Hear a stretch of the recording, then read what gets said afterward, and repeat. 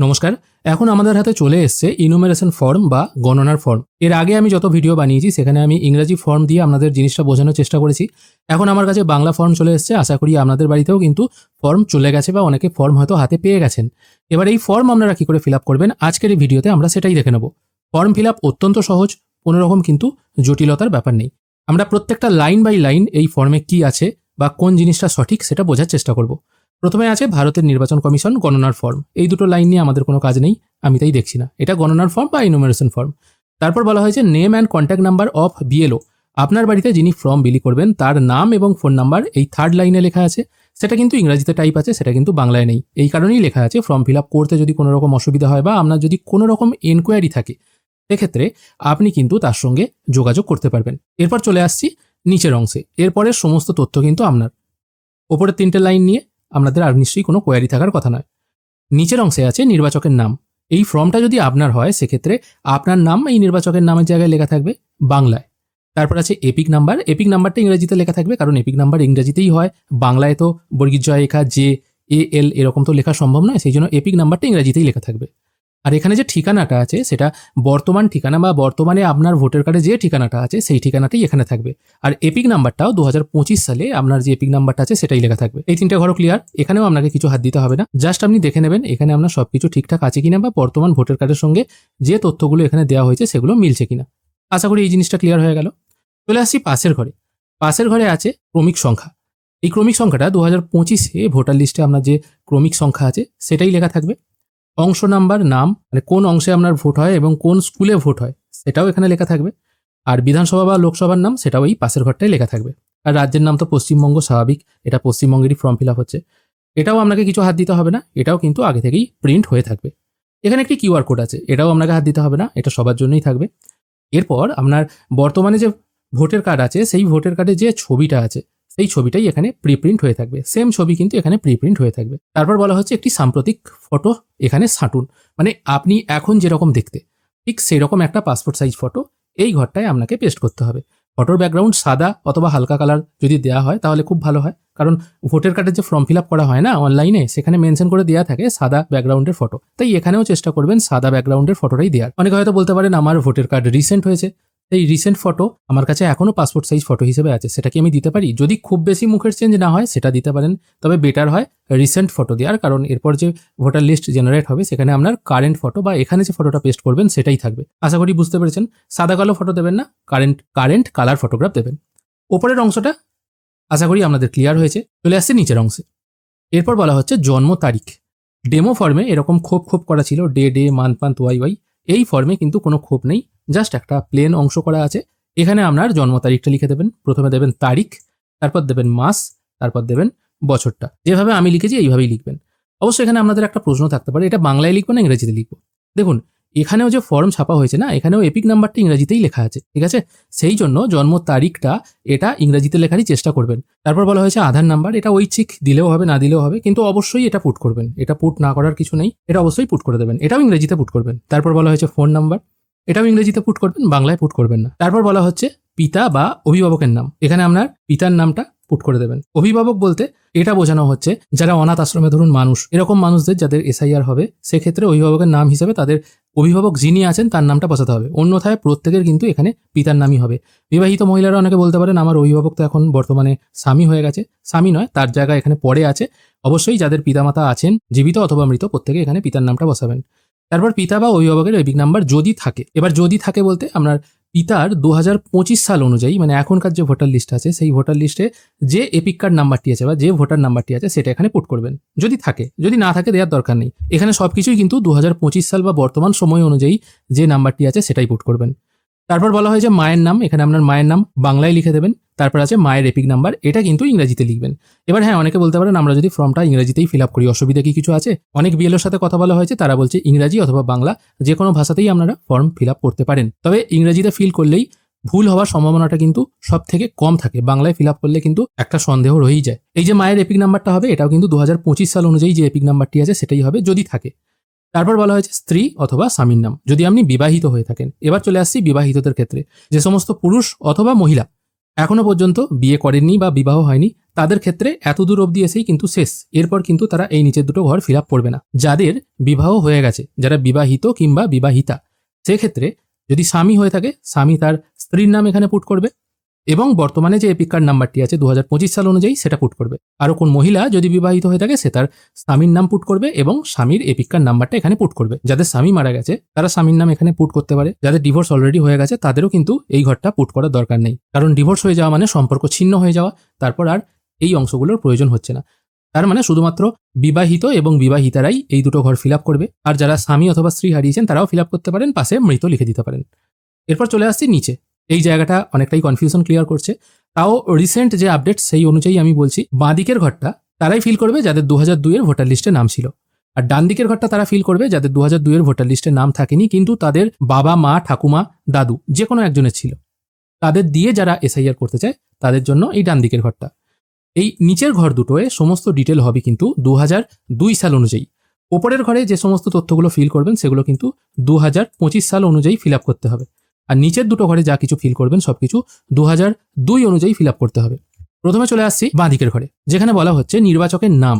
মানে আপনার যদি 2002 সালের ভোটার লিস্টে নাম থেকে থাকে, যেমন ধরুন এই ব্যক্তি জন্ম হচ্ছে 1/1/1982-তে, 2002-এ তার অলরেডি ভোটার লিস্টে নাম উঠে গেছে, সেহেতু 2002-এ তার ভোটার লিস্টে যে নামটা ছিল সেটাই এখানে লিখতে হবে।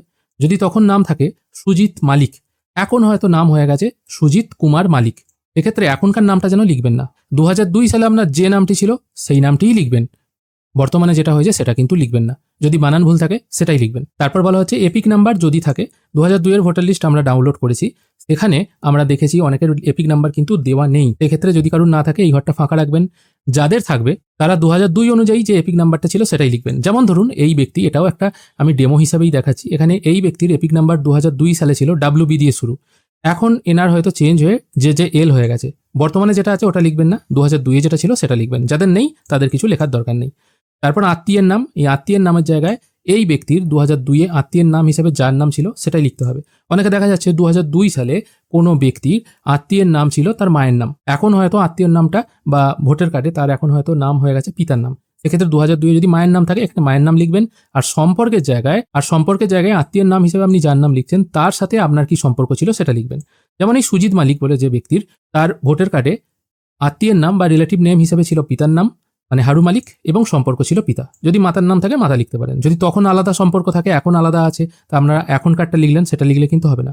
বারবার বলছি 2002-এ যেটা ছিল সেটা চোখ বুঝে লিখে দেবেন। তারপর লিখতে হবে আপনার জেলা, তারপর লিখতে হবে রাজ্যের নাম। রাজ্যের নাম পশ্চিমবঙ্গ হবে, এটাই সবাই জানে। এরপর চলে আসছে বিধানসভা ক্ষেত্রের নাম, বিধানসভা ক্ষেত্রের নাম্বার, অংশ নাম্বার, ক্রমিক নাম্বার। এগুলো আপনারা কি করে ফিল আপ করবেন এটা বোঝার জন্য আমি একটি লিস্ট এখানে নিয়ে নিয়েছি 2002 সালের। দেখুন এখানে প্রথমে বলা হয়েছে বিধানসভা ক্ষেত্রের নাম। 2002-এর আমি লিস্টটা খুলছি। বিধানসভা ক্ষেত্রের নাম হচ্ছে রায়না। এটা একটা এরিয়ার দেখাচ্ছে, এবার আপনাদের এরিয়ার যেটা হবে সেটা আপনারা লিখবেন। এখানে কি বলা হয়েছে, রায়না বিধানসভা নির্বাচন ক্ষেত্র, তার মানে এখানে বিধানসভা ক্ষেত্রের নাম হবে রায়না। তারপর আছে বিধানসভা ক্ষেত্রের নাম্বার, এটাও এখান থেকে পেয়ে যাবেন। দেখুন এখানে লেখা আছে 273, 273টা আপনি এই নিচের ঘরে লিখে দিলেন। তারপর বলা হয়েছে অংশ নাম্বার। অংশ নাম্বারটা কোথায় পাবেন, এখানে দেখুন অংশ নাম্বার বলা হয়েছে 188। আপনাদের ক্ষেত্রে এটা আলাদা হবে, অবশ্যই কিন্তু এটা দেখে লিখতে যাবেন না। এই অংশ নাম্বারটা আপনারা এই অংশ নাম্বারের ঘরে লিখে দেবেন। তারপর বলা হয়েছে ক্রমিক সংখ্যা। ক্রমিক সংখ্যা কোনটা হবে, আপনার যেখানে নাম আছে 2002 সালে, সেই ধরুন এই আপনার নাম হচ্ছে বাসুদেব, ঠিক আছে, এই বাসুদেব, এখানে ক্রমিক নাম্বার দেখুন কত আছে, 140, কারণ এখানে ক্রমিক নাম্বার লেখাই আছে। এই ক্রমিক নাম্বার 140টা আপনাকে এই জায়গায় মানে ক্রমিক সংখ্যার জায়গায় লিখতে হবে। আশা করি আপনাদের জিনিসটা ক্লিয়ার করতে পেরেছি। এটা হয়েছে যাদের 2002 সালের ভোটার লিস্টে নাম আছে এবং এখনও তারা বেঁচে আছেন এবং তারা এসআইআর করাচ্ছেন তাদের জন্য। এরপর চলে আসছি আমরা ডান দিকের ঘরটায়। ডান দিকের ঘরে বলা হয়েছে আত্মীয়ের বিবরণ যার নাম পূর্ববর্তী কলামে সর্বশেষ এসআইআরে দেওয়া হয়েছে। ধরা যাক আমার জন্ম অনেক পরে, আমার জন্ম হয়তো 1995 সালে। সেই মুহূর্তে 2002 সালে আমার ভোটার কার্ড হওয়া সম্ভব হয়নি, কারণ 2002 সালে আমার 18 বছর বয়স হয়নি। এবার আমি চাইছি আমার বাবার যে 2002 সালের নাম ছিল সেই 2002 এর নামটা ধরে আমি এসআইআর করতে। বাবা হতে পারে, মা হতে পারে, ঠাকুমা হতে পারে, দাদু হতে পারে ইত্যাদি। অনেকে বলতে পারেন শুধু বাবাই বলছি কেন, মাতাও তো হতে পারে। হ্যাঁ, হতেও পারে। অর্থাৎ আপনি যদি এমন কোনো ব্যক্তি হয়ে থাকেন যার ভোটার কার্ড হয়েছে 2002 এর পর এবং তিনি চাইছেন তার ফ্যামিলির যে কোনো মেম্বারকে দিয়ে এসআইআর করাতে, এক্ষেত্রে তাদের এই ঘরটা ফিল আপ করতে হবে। তখন এই নামের জায়গায় আপনাকে দিতে হবে আপনি যার কার্ড ধরে বা যার নাম ধরে আপনি এসআইআর করতে চাইছেন সেই ব্যক্তির নাম দিয়ে দিলেন। ধরা যাক এখানে এই ব্যক্তির নাম হচ্ছে সুজিত মালিক। সুজিত মালিকের পিতা হচ্ছে হারু মালিক। হারু মালিকের হয়তো 2002 সালে ভোটার লিস্টে নাম ছিল, এই সুজিত মালিকের হয়তো থাকেনি। এক্ষেত্রে সুজিত মালিকের পিতার নাম হারু মালিক, এটা আমি এখানে ফিল করে দিচ্ছি। তারপর আছে এপিক নাম্বার যদি থাকে। এবার 2002 সালে এই হিরু মালিকের ভোটার কার্ড নাম্বার যেটা ছিল ভোটার লিস্ট ধরে সেটা এখানে পুট করে দেবেন। এখানে দেখুন বর্তমানে এই ব্যক্তির নাম হয়ে গেছে হারু মালিক, আমি এখানে লিখেছি কিন্তু হিরু মালিক। নামে কিন্তু একটু আধটু মিস্টেক আছে, হিরু আর হারু একটা মিস্টেকের ব্যাপার, কারণ হিরু একজন ব্যক্তির নাম হতে পারে, হারু একজন ব্যক্তির নাম হতে পারে। হ্রস্ব ও দীর্ঘয়ের তো প্রবলেম নয়, টোটাল উচ্চারণটাই চেঞ্জ হয়ে যাচ্ছে। সেক্ষেত্রে যদি বাবার নাম ভুল থাকে, হয়তো কোনো মিস্টেক আছে, সেই মিস্টেক নামটাই কিন্তু এখানে লিখবেন। আমি সেই জন্য ইচ্ছাকৃত এই বানান ভুলের ব্যাপারটা আমি এখানে এনেছি। তারপর 2002 অনুযায়ী এপিক নাম্বার যেটা, সেটাও এখানে লিখবেন। এখন দেখুন এপিক নাম্বার চেঞ্জ হয়ে গেছে এই ব্যক্তির, নতুন এপিক নাম্বার ছোট নাম্বার হয়েছে। আগে ছিল হয়তো WB দিয়ে শুরু, সেই পুরনো নাম্বারটাই এখানে লিখতে হবে। তারপর আত্মীয়ের নাম, অর্থাৎ আপনি যার ভোটের কার্ড ধরে আপনার নিজের এসআইআর করছেন, সেই ব্যক্তির 2002 সালে আত্মীয়ের নাম কি লেখা ছিল। এখানে দেখুন সম্পর্কিত ব্যক্তির নাম, মানে এখানে যে বাসুদেব বলে যে ব্যক্তি আছে তার পিতার নাম ছিল বাউল বলে কিছু একটা নাম, ঠিক আছে। এই নামটাই আপনাকে এই আত্মীয়ের নামের জায়গায় লিখতে হবে। তারপর বলা হয়েছে সম্পর্ক। এবারে এই সম্পর্কটা আপনার সাথে এই উল্লিখিত ব্যক্তির সম্পর্ক, নাকি এখানে যে ব্যক্তির নাম উল্লেখ করছেন সেই ব্যক্তির সাথে এই ব্যক্তির সম্পর্ক, সেটা কিন্তু এখনো কোনো বিএলওর কাছ থেকে সঠিকভাবে বোঝা যাচ্ছে না।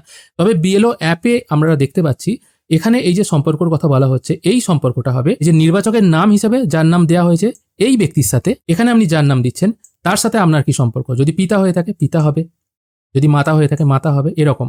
এখানে যেহেতু আপনি আপনার বাবার নাম এবং দাদুর নাম পুট করছেন, এবং আপনার বাবার সাথে আপনার দাদুর কি সম্পর্ক সেটা কিন্তু এখানে লিখতে হবে না। এই সম্পর্কটা হবে আপনার সাথে আপনি যার ভোটার কার্ড নাম্বার ধরে বা যার ভোটার কার্ড ধরে আপনি নিজের এসআইআর করছেন তার সাথে আপনার কি সম্পর্ক সেটা এখানে লিখতে হবে। তবেই তো একজন বিএলও খুঁজে পাবেন যে আপনি কার ভোটার কার্ড নাম্বার ধরে আপনি আপনার এসআইআরটা করছেন। এবার এখানে যদি আপনি এই ব্যক্তির সাথে এই ব্যক্তির সম্পর্ক দিয়ে দিলেন, আপনার বাবার সাথে আপনার দাদুর সম্পর্ক এখানে পুট করে দেন, তাহলে আপনার সাথে এনার কি সম্পর্ক সেটা তো বিএলও খুঁজে পাওয়া যাবে না, সেটা তো বিএলও খুঁজে পাবেন না, তাহলে ম্যাপিং হবে না। এই জিনিসটা একটুখানি বিএলও যখন আসবে তাকেও জিজ্ঞাসা করে নেবেন। এবং এই সম্পর্ক কত রকম হতে পারে সেটা নিয়েও কিন্তু আমি একটা ভিডিও বানিয়েছি, সেটা একবার দেখে নেবেন। সব থেকে ভালো ছিল এই ফর্মটা যদি এখানে এইভাবে লেখা হতো নির্বাচকের সঙ্গে সম্পর্ক, তাহলে কিন্তু বোঝার সুবিধা হতো। এখানে কিন্তু বলা নেই নির্বাচকের সঙ্গে সম্পর্ক, এখানে যেমন বলা হয়েছে নির্বাচকের নাম, এখানে কিন্তু বলা নেই নির্বাচকের সঙ্গে সম্পর্ক, তাহলে আপনি কি বুঝবেন। লেখার জায়গা এখানে ছিল, যেহেতু এত ছোট ছোট করে লেখা হয়েছে 2 লাইনেও লেখা যেত। আত্মীয়ের নামটা এখানে অনেকে যার ভোটার কার্ড ধরে এসআইআর করছেন তার নামটাই এখানে ডবল রিপিট করে দিচ্ছেন। ধরা যাক আপনি আপনার বাবা কিংবা মায়ের নাম ধরে এসআইআর করছেন, সেক্ষেত্রে বাবার নামটাই এখানে পরপর 2বার বসিয়ে দিচ্ছেন। এটাও কিন্তু একটা কনফিউশনের ব্যাপার তৈরি হচ্ছে। তবে এখনো পর্যন্ত যেটা রিপোর্ট সেই অনুযায়ী আপনার সাথে এই ব্যক্তির নাম কি সেটাই কিন্তু এখানে বসাতে হবে। তারপর জেলার নাম, রাজ্যের নাম, বিধানসভা ক্ষেত্র নাম্বার, এগুলো তো এখানেই আমি বলে দিলাম, এই অনুযায়ী এখানেও ফিল করতে হবে। এরপর চলে আসছে নিচের দিকে, এখানে আপনার একটা সই হবে অথবা বাঁ হাতের বৃদ্ধাঙ্গুষ্ঠের ছাপ হবে। আর যদি কেউ হাতের ছাপ দেন সেক্ষেত্রে একজনকে বকলমা করতে হবে, অর্থাৎ হয়তো আমার ঠাকুমা তিনি হয়তো সই করতে পারেন না, তিনি হয়তো টিপ ছাপ দেন, সেক্ষেত্রে আমি এখানে সই করব এবং মেনশন করে দেবো এটা আমার ঠাকুমা, আমার সাথে ওনার কি সম্পর্ক সেটা এখানে মেনশন করে দেবো। আর নিচের দিকে বিএলও স্বাক্ষর হবে। এটাই হচ্ছে টোটাল ফর্ম। এই ফর্মে আপনাকে কিছু জমা দিতে হবে না, শুধুমাত্র ফর্মটা ফিল আপ করে আপনারা জমা দিয়ে দিলেই হবে। এরপর যখন ড্রাফট লিস্ট পাবলিশ হবে সেখানে এই সম্পর্কের জায়গায় যদি কোনো রকম অসুবিধা থাকে সেক্ষেত্রে আমাদের নোটিশ পাঠানো হবে। অনেকে বলছেন আমি আমার বাবা মায়ের ডিটেল খুঁজে পাচ্ছি না, আমি বিবাহিত মহিলাদের কথা বলছি, আমরা স্বামীর নাম ধরে এই ফর্ম ফিল আপ করতে চাই। এবার স্বামীর নাম ধরে আপনি যদি ফিল আপ করেন সেক্ষেত্রে আপনি আদৌ কি ভারতের নাগরিক সেটা তো আপনাকে প্রুফ করতে হবে। অনেক ক্ষেত্রেই দেখা গেছে বাংলাদেশ থেকে অনেকে এসেছেন, এসে এখানে অনেককে বাবা মা বানিয়ে নিয়ে এখানে বিবাহ করে সংসার করছেন, কিন্তু তার বাবা মা অ্যাকচুয়ালি অন্য কোনো দেশের বা বাংলাদেশের বাসিন্দা। এরকম মানুষদেরকে আইডেন্টিফাই করার জন্যই তো এই জিনিসটা করা হয়েছে। সেই জন্য হাজব্যান্ড নেম দিলে, বিবাহিত মহিলাদের কথা বলছি, বিবাহিত মহিলাদের অনেকেরই প্রশ্ন আছে আমি যদি আমার স্বামীর নাম দিই সেক্ষেত্রে প্রবলেম কি হবে। প্রবলেম হচ্ছে এরকমই হতে পারে। অনেকে বলছেন আমি আমার মামার নাম দেবো, মামাও তো আমার রিলেটিভ। দেখুন রক্তের সম্পর্ক তো নয়, রক্তের সম্পর্ক হলে তবেই কিন্তু জিনিসটা ঠিকঠাকভাবে অ্যাপ্রুভ হবে। বাবা মা দাদু ঠাকুমা এই হিসাবে কিন্তু অ্যাপ্রুভাল দেওয়া যেতে পারে। আত্মীয়র ধরন বলতে এখানে মেনশন করা নেই কার নাম দিতে হবে। অনেকে বলছেন আমার কাকা জ্যাঠা দাদার নাম দিতে পারি, হ্যাঁ দিতে পারেন, দাদার নাম দিলেও হবে, যেহেতু আপনাদের বাবার নাম একই, অসুবিধা নেই। কিন্তু নোটিশে কাদের কাদের ডাক পড়বে সেটা কিন্তু আমরা এখনো পর্যন্ত বুঝতে পারছি না। নোটিশ যখন আসবে তখন ওই 11টা ডকুমেন্টসের মধ্যে যে কোনো একটি দেখালেই হবে। আর তাছাড়া সব থেকে বড় কথা, আমাদের এখানে অনেক মানুষ আছেন যারা খুবই বয়স্ক মানুষ, তারা কোথায় ডকুমেন্টস পাবে, তাই না? এই নিয়ে কিন্তু একটা দ্বিধাদ্বন্দ্ব রয়েই যাচ্ছে। ফর্ম ফিল আপ তাড়াহুড়ো করবেন না, ফর্মটাকে জেরক্স করবেন, 2-3টা কপি জেরক্স করবেন, প্রথমে সেই জেরক্সে ভালোভাবে ফিল আপ করবেন, ফিল আপ করে 2-1জনকে দেখাবেন ঠিক হয়েছে কিনা, তারপর মেন ফর্মটা ফিল আপ করবেন। যদিও জেরক্স ফর্ম আর অরিজিনাল ফর্ম একই দেখতে, কালার ফর্ম তো নয়, জেরক্স করলেও যেটা আসবে অরিজিনাল ফর্মটাও একই দেখতে, তাই আপনারা অবশ্যই দেখে শুনে করবেন। আর যারা অবিবাহিত মহিলা আছেন তারাও এই আত্মীয়ের বিবরণের জায়গায় তাদের বাবার নাম দিয়ে দেবেন। আর যারা বিবাহিত মহিলা আছেন তারাও কিন্তু আত্মীয়ের নামের জায়গায় বাবা অথবা মায়ের নামটা দেবেন, স্বামীর নামটা কিন্তু দেবেন না। বিবাহিত মহিলাদের একটা প্রশ্ন থাকতে পারে, আমাদের বিয়ের পর টাইটেল চেঞ্জ হয়ে গেছে, বিয়ের আগে এক টাইটেল ছিল, বিয়ের পর চেঞ্জ হয়ে গেছে, আর বিয়ে হয়েছে 2002 এর পর। সেক্ষেত্রে আমরা যখন এই 2002 এর ভোটার লিস্ট অনুযায়ী এখানে ফর্ম ফিল আপ করবো, ধরা যাক কোনো মহিলার কথাই ধরে নিচ্ছি, তার বিয়ের আগে নাম ছিল হয়তো রুবি মুখার্জি, বিবাহের পর হয়ে গেছে রুবি চ্যাটার্জি। সেক্ষেত্রে বিবাহের পর যে নামটা আছে সেটাই এখানে থাকবে নির্বাচকের নামের জায়গায় বা কারেন্ট ভোটার লিস্টে যেটা আছে। বিবাহের আগে ছিল রুবি মুখার্জি, তাই এখানে নির্বাচকের নামের জায়গায় 2002-এ যদি রুবি মুখার্জি থেকে থাকে সেই রুবি মুখার্জিটাই ফিল আপ করতে হবে। টাইটেল চেঞ্জ হয়ে গেছে বলে কিন্তু কোনো রকম অসুবিধা নেই। আর এখানেও আত্মীয়ের নামের জায়গায় তখন যেটা ছিল সেটাই দেবেন। সবসময় এখানে বাবার ডকুমেন্টস অথবা মায়ের ডকুমেন্টস এই দুটো দিয়ে করারই চেষ্টা করবেন। এটাই হচ্ছে মোটামুটি একটা ফর্ম ফিল আপের ধরন। ভিডিও যদি ভালো লেগে থাকে অবশ্যই একটি লাইক করবেন। ভিডিও দেখার জন্য অসংখ্য ধন্যবাদ। ভালো থাকবেন।